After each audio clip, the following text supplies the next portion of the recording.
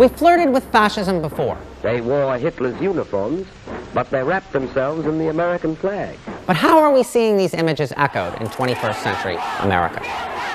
Well, the formula for fascism is surprisingly simple, and it gets repeated a lot. Italy and Germany, of course, but fascist movements are on the rise today in India, Myanmar, Hungary, Turkey, and right here in the United States. No matter where they...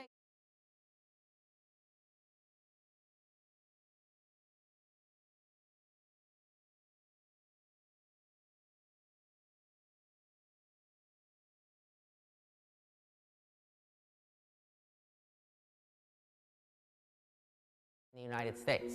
No matter where they come from, fascist politicians everywhere are cut from the same cloth. Fascism first takes root when politicians conjure up a faith in a mythic past, a past supposedly destroyed by liberals, feminists, and immigrants. For Mussolini, it was the Roman Empire. For Erdogan in Turkey, it's the Ottomans. Hungary's Viktor Orban rewrote the constitution with the goal of making Hungary great again. A line that sounded great to someone. Did you ever hear this before? Make America great again. Fascists create an overwhelming sense of nostalgia for a past that is racially pure, traditional, and patriarchal. From Mussolini to Hitler to Erdogan, fascist leaders position themselves as father figures and strong men. I want to thank you for getting this country moving. I can't thank you enough for the privilege that you've given me. Greatest privilege of my life.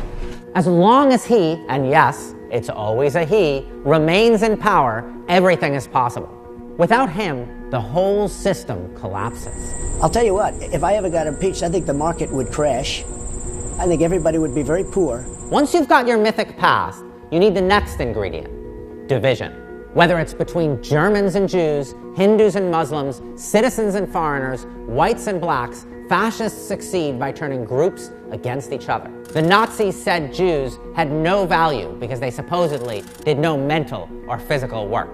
In Myanmar, the Rohingya have been denounced as rapists and criminals, a line which will sound familiar to many Mexicans. They're bringing drugs, they're bringing crime, they're rapists, and some, I assume, are good people.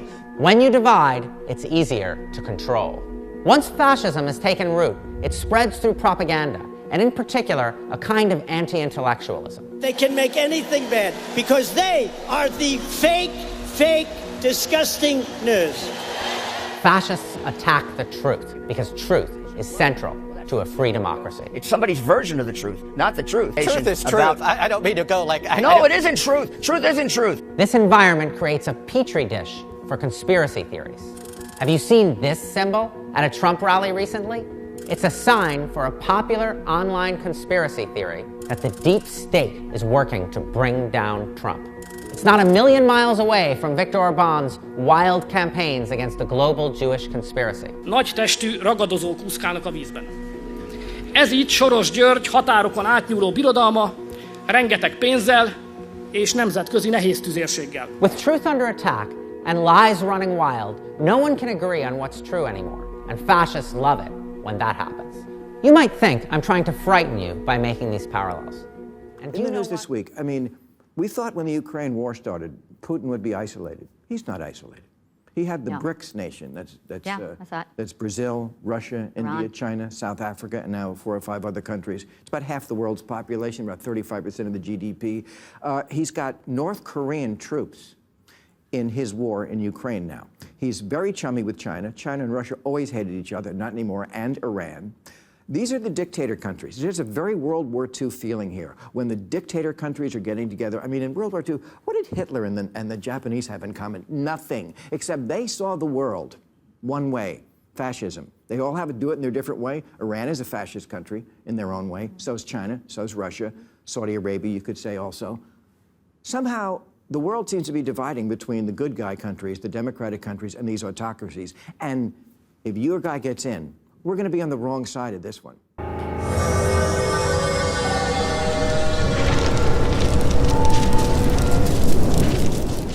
Stop us from shutting her down. I implore you. Implore away. Please. Please. You're all going to die down here.